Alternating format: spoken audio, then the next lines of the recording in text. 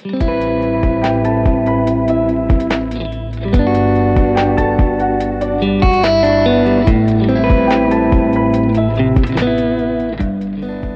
everyone. Welcome to the Tommy Room. This is season 2, episode 10, or overall episode 28.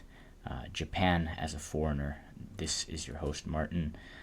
Let's get straight into things. So, this episode, I wanted to discuss what it's been like living in Japan as a foreigner, as someone who is not Japanese.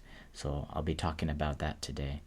The Stoic quote for this week is, "Only time can heal what reason cannot." And this one is by Seneca. So, quick little update about me recently. Been quite busy. Kind of late on the episode as well, so I apologize about that. But yeah, it's started to get real here. I'm moving away from Japan in about 2 months, basically, and it's kind of started hitting me at this point that I'll be going and leaving soon. I mean, I've known this for about 6 months now, over half a year, and yeah, I mean, for what kind of made me realize that this is coming up is I always thought that I would tell the kids like sometime before our last lesson, but not until like later on, because I didn't want to tell the kids early, and then I didn't want it to affect my relationship with them or with the teachers that I worked with. So I kind of kept it to myself, and I was like, okay, I'm going to tell them during like the lesson before the last lesson, so they have some time to like prepare, or they're not as like shocked, like, oh, by the way, I'm dipping, guys. I feel like that would be kind of mean. And so I was preparing for that, and I was like, oh, that's so far away. Like, who, it's like not for another millennium, essentially. And it's getting to about that time now. I have maybe about 3 lessons left with each school at this point. Seeing most schools about 2 times in June, and then once more in July, and then that's it. So starting next week, it'll be time to share the news. Yeah, so that's been kind of what's going on my end. But with that being said, let's delve right into things. Catch you in a second.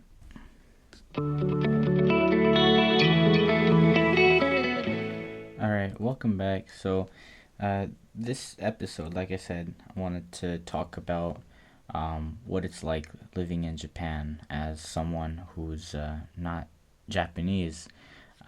So I'm gonna start off with my experience, and then I'll talk about some anecdotes as well. Just to preface a little bit, so before I came to Japan, or before I moved here, I was warned about Japan and how foreigners are treated. You know, there's a lot of anecdotes going around about how people can't fit in and how they're getting the cold shoulder, etc., and how it might not be a very welcoming environment. And I mean, I heard about that, and I visited Japan once before. Didn't really experience that then, but I knew that this was kind of a thing. So I was a little worried. I was a little apprehensive at first when I first got to the island.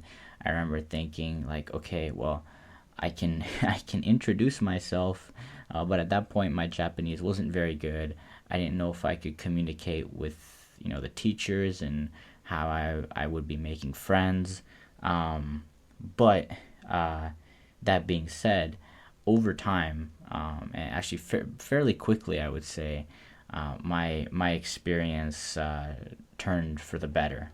The only time I would say I ever kind of felt this sort of cold shoulder, or not as friendly environment or treatment, would be maybe the city hall. But honestly, I think that's simply in relation to my contract.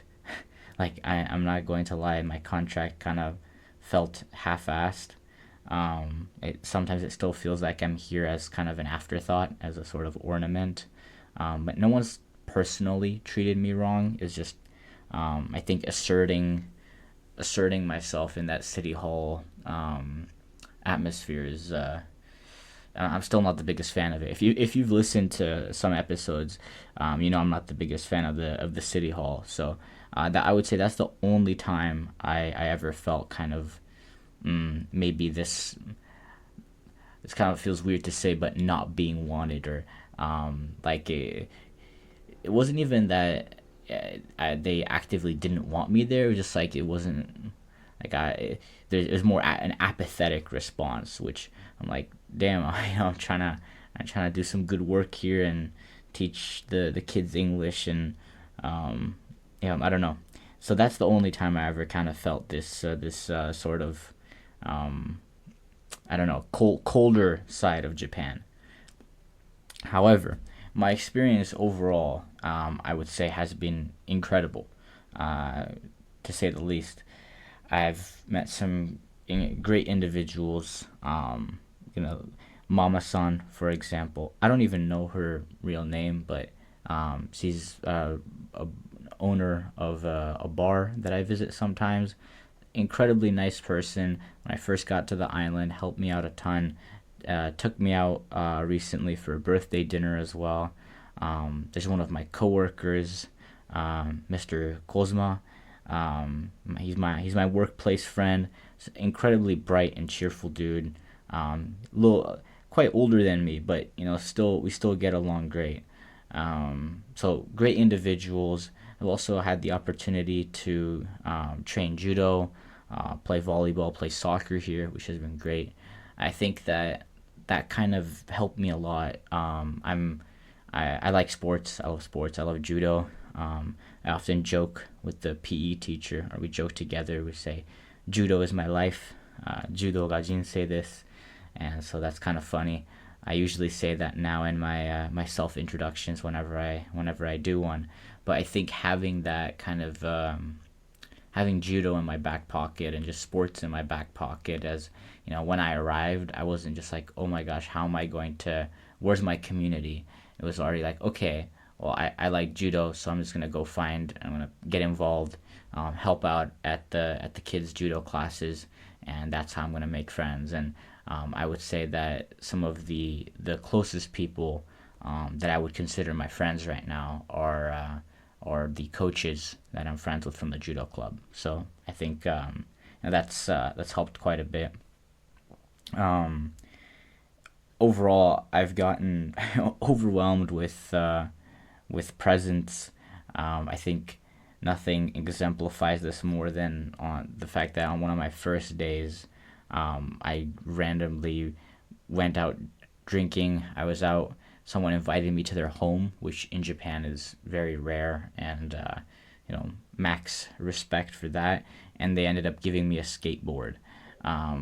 So I didn't even, I don't even skate like that, but random skateboard received, I suppose.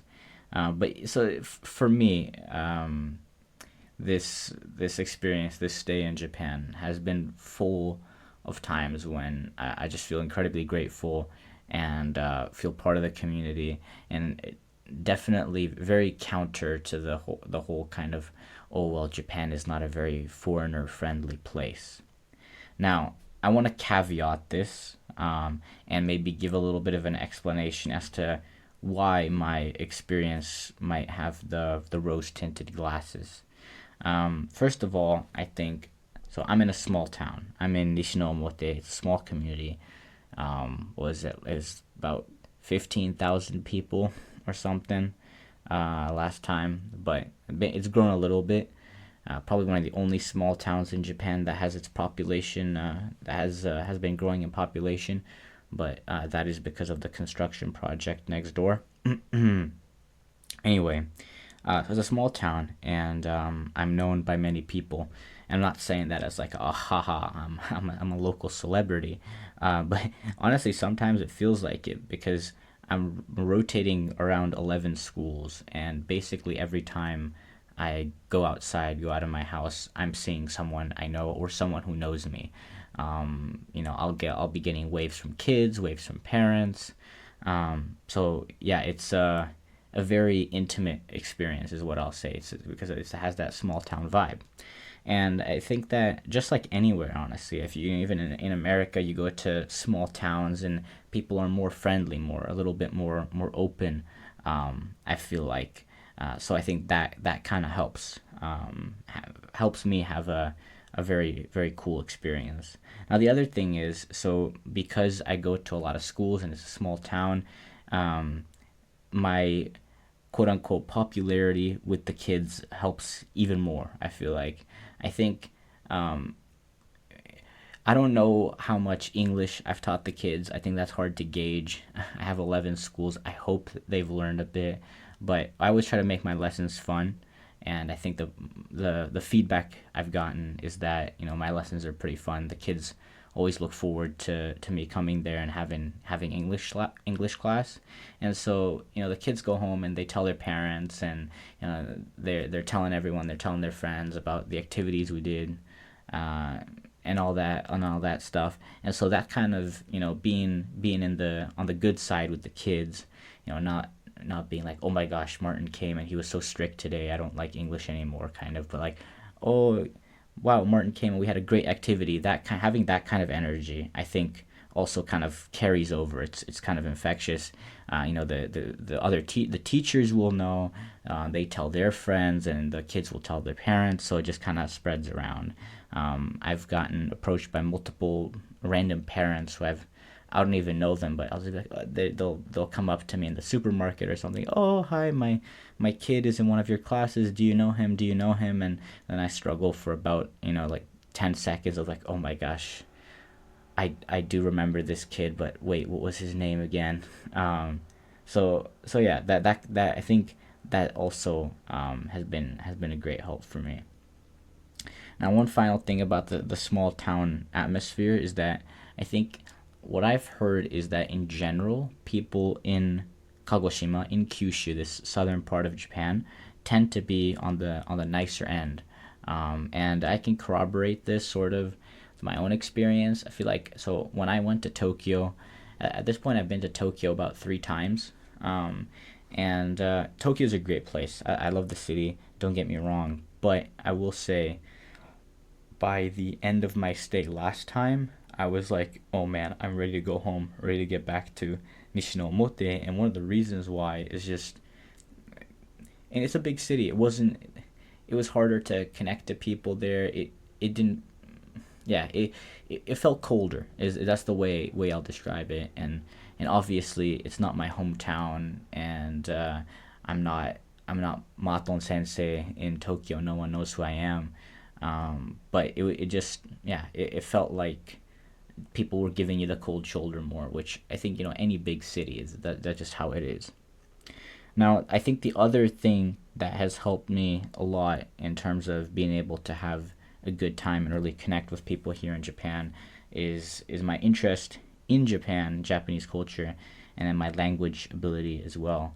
And I'm not saying that putting language ability out there. Um, I'm not fluent yet. I'm hoping to get there. Uh, definitely at a conversational level. You could say limited professional capacity, or we can reference the language tests. I'm trying to get to the N2 level. So not 100% yet, but I can definitely communicate with people at this point. But first, let's start with talking about my interest in Japan. So many of y'all know, I just mentioned this. I've been doing judo, but I've been doing it for quite some time.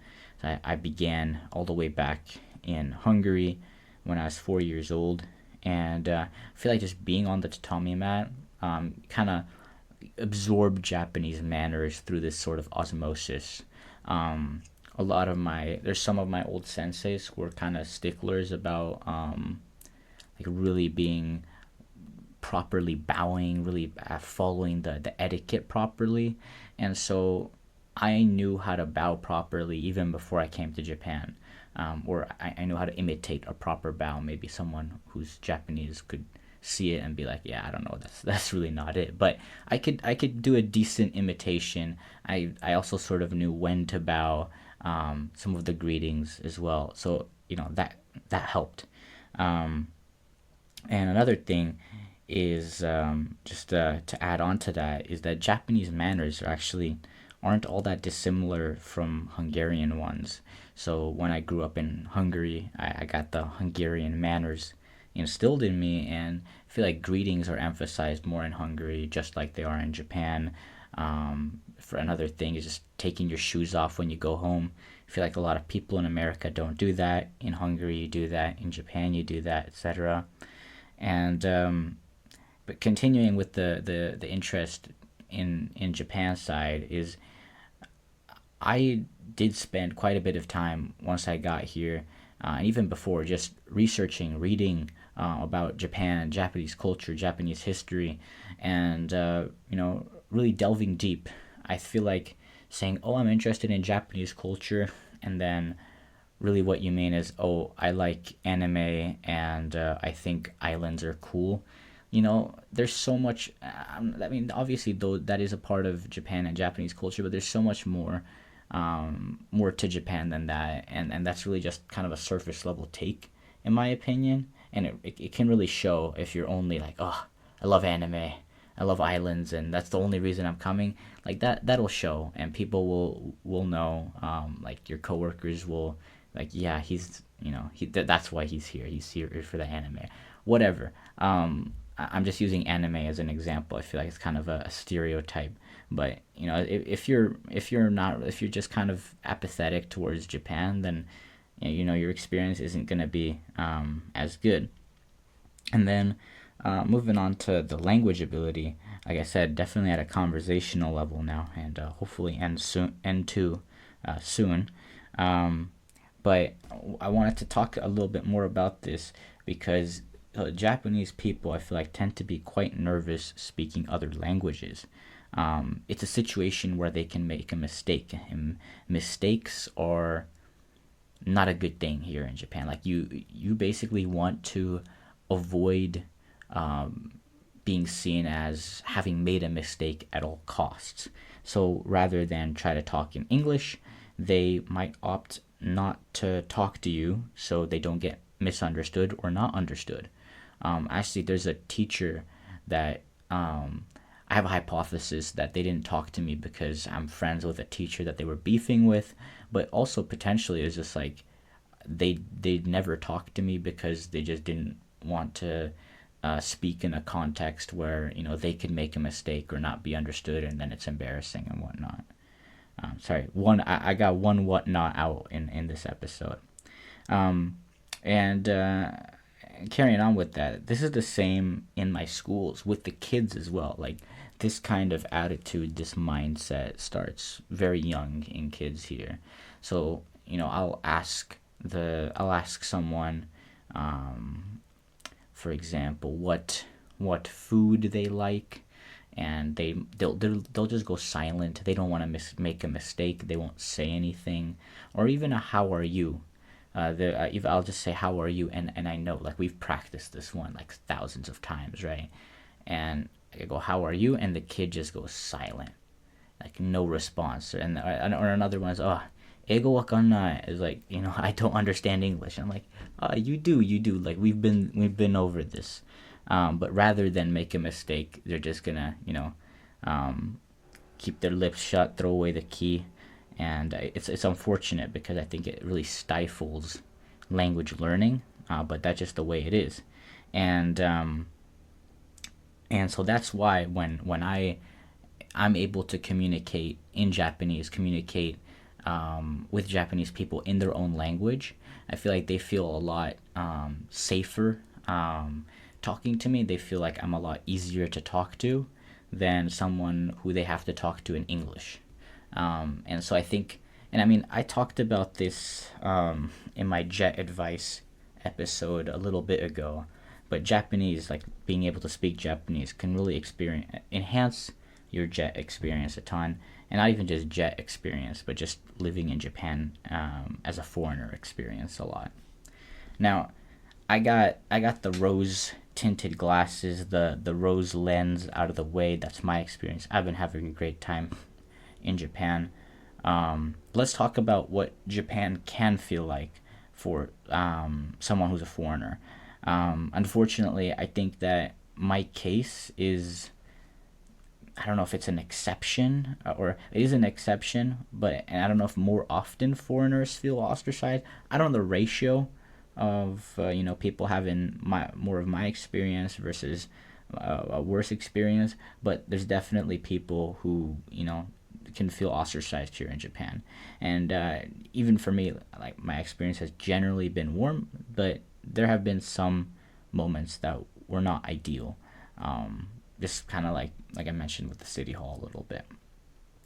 I want to talk about a couple anecdotes that I got from others, and just talking to people in the community of what Japan can feel like as a foreigner.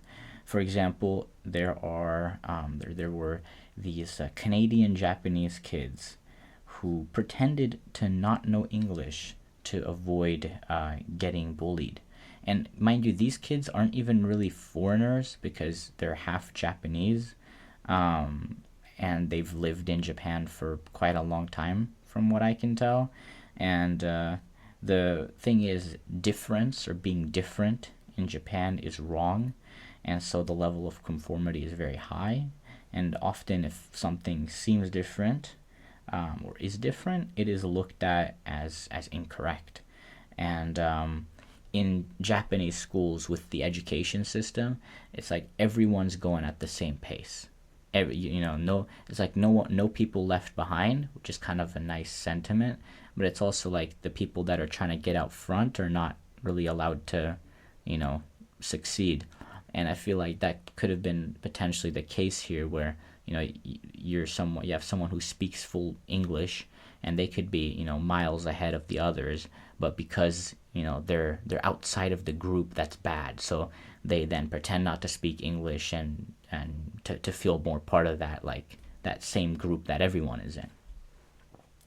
Another example where Japan maybe not so ideal as a foreigner. I've had some people talk about, multiple people talk about feeling very seen to me. A friend mentioned that she does not like going out a lot because of how seen she feels. For example, running at the track and wearing an athletic outfit, they feel judged, and so they avoid doing that. And I think being a foreigner, you're definitely going to get a lot of looks.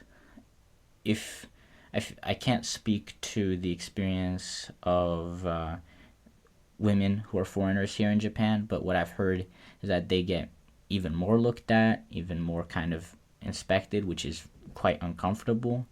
And especially, like, I think coming from the US, where wearing a tank top or short shorts is, okay, it's whatever. Here in Japan, that's quite weird. And so you're going to get looks because of that as well. And there's nothing wrong with that, but just because it's Japan, they're just gonna like, what are they wearing?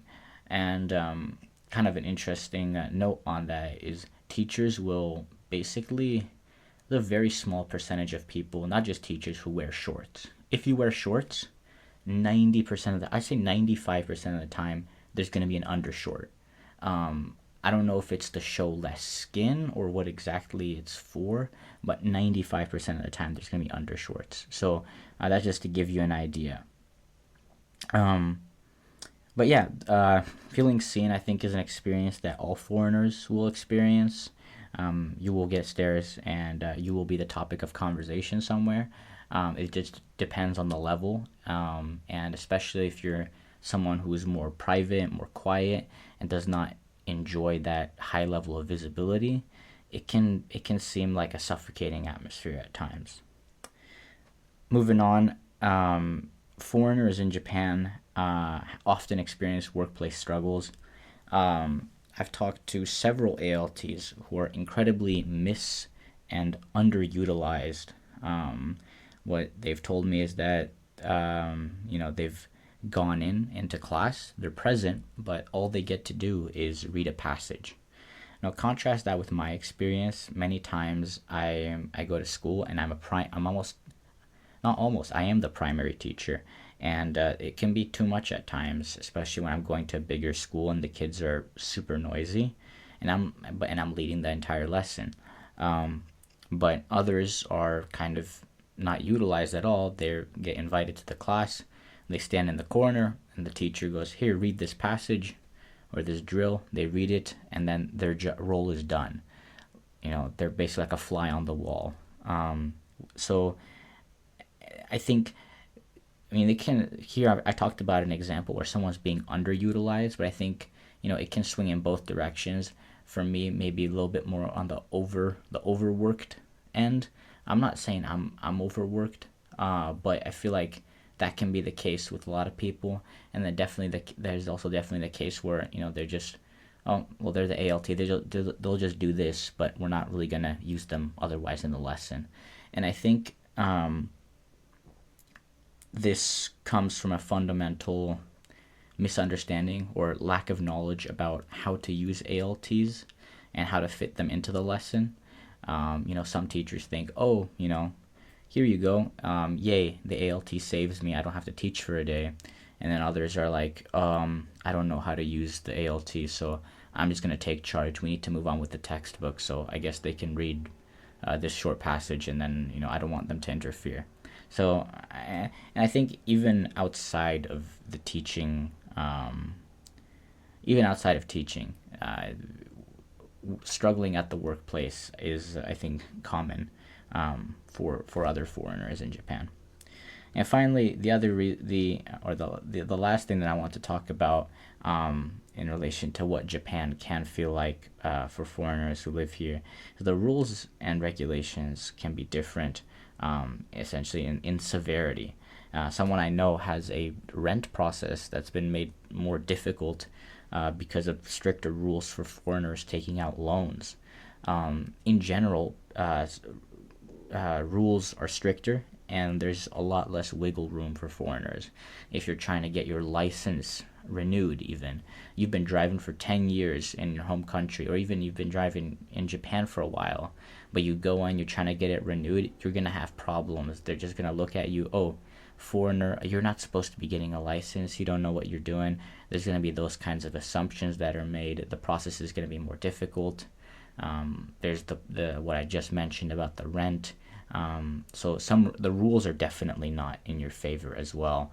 And so, having being very visible, having the rules against you, sort of, it can be a not altogether pleasant experience at times. All right. With that being said, I'm going to cut to a quick break, and then I'll be back with a current event section.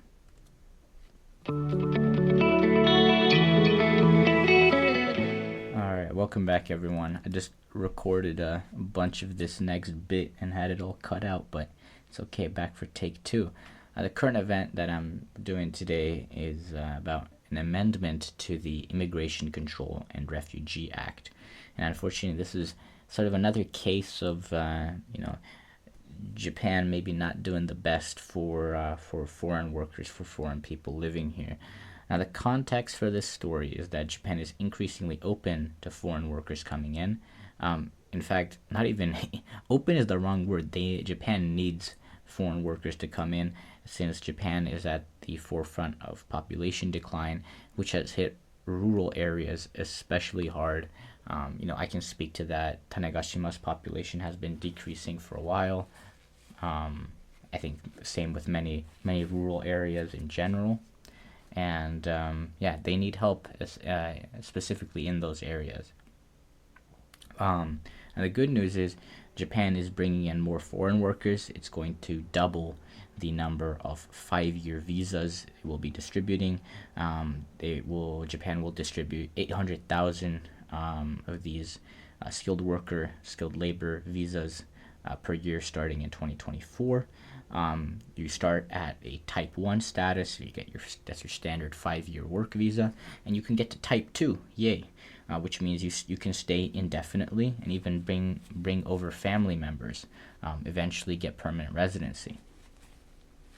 Now the problem is you look at it and there's only 29 people currently who are on Type 2 status, which kind of begs the question, is like, okay, the people who are on Type 2 status, are they just going to type 2 and then immediately getting permanent residency? Or is there some other problem that's maybe preventing people from moving on to type 2 visas from the type 1? And also, there's more foreign workers coming into Japan now, but Japan hasn't had the best track record with foreign workers. Japan has had a controversial technical intern program that's been riddled with complaints of low wages and long hours. And that just kind of speaks to what I was saying earlier, is that, a lot of times a foreign worker arrives at the workplace and they are misutilized. People don't know how to utilize them, and whether that's ALTs or workers in another field, you might getting really long hours. You might end up getting like no hours at all. So it's definitely tough. Now, the good news is that the Japanese government is amending this technical intern program. It's gonna fix it, or try to fix it. Yay! There's a bill passed in the lower house in May 21st, and deliberations began in the upper house on May 24th.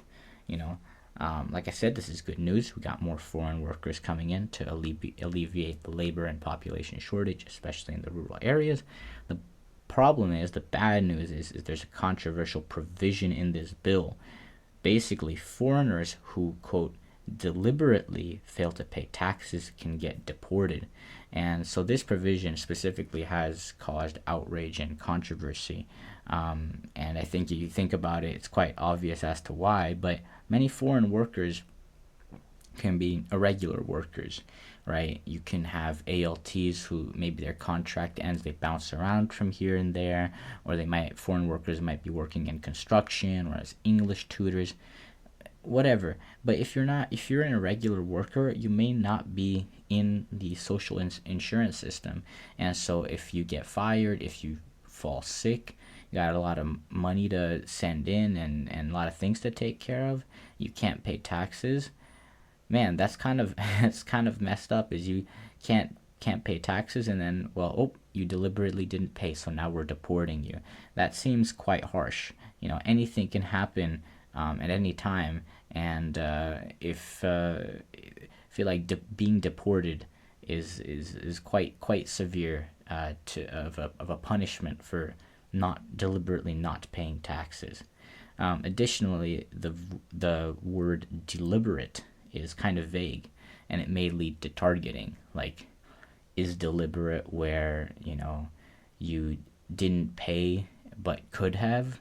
Is it where you couldn't have paid because you were financially struggling, but still consciously chose not to? Like, what is deliberate exactly? So this provision is a little definitely controversial. I can definitely see why it's controversial, and hopefully before this bill fully goes into effect, it's on the right track. It's trying to fix this technical intern program, but hopefully this provision in the bill can be corrected. I'm going to cut straight to the outro here. I want to thank you all so much for listening to the episode. I'm sorry it's a couple days late. Been having a little bit of a sore throat as well. Hopefully it didn't translate too much into the recording there. Anyway, your two words of the week are gaijin and the gaigokujin. And so these two words respectively are outsider and foreigner. And what's kind of interesting is that a lot of foreigners are referred to as gaijin, which in some cases can be seen as a sort of offensive term, because gaijin, it literally means you're an outsider, you're someone not from the in-group, whereas gaikokujin just simply means, person from another country. And so there's been some kind of reforms that have taken place, some movements like, hey guys, let's not call people gaijins, let's call them gaikokujins. I think they're at this point they're fairly interchangeably used. As for me, I don't mind people referring to me as gaijin. Either way works. I feel like maybe I've been desensitized to it at some point. I've heard that both of those terms a lot. But yeah, your words of the week. Your stat of the week is 480 yen, and this is the price of a comic book in Japan. I thought it was kind of interesting because I always kind of wanted to read manga and read comics, but kind of the price stopped me because I think getting like one comic book in the U.S. is like $10 or something. Is something ridiculous. And so I didn't want to spend $10 for one comic book. But here it's 480 yen, which is about about $3 at this point.